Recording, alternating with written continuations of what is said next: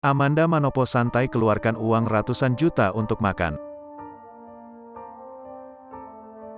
Amanda Manopo, ungkap santai keluarkan uang ratusan juta demi self-reward. Diketahui, Amanda Manopo ini sering melakukan pembelian makanan secara online. Kebiasaannya ini dilakukan selama 3 kali dalam sehari. Tak hanya memikirkan dirinya sendiri. Mantan kekasih Billy Syahputra ini juga memikirkan semua karyawan yang kerja dengannya. Bahkan terkadang rekan-rekan kerja di lokasi syuting. Pemeran Andin tersebut mengatakan jika awalnya ia memang kaget melihat pengeluaran sebulan. Namun ia nampak santai dan tak mau ambil pusing.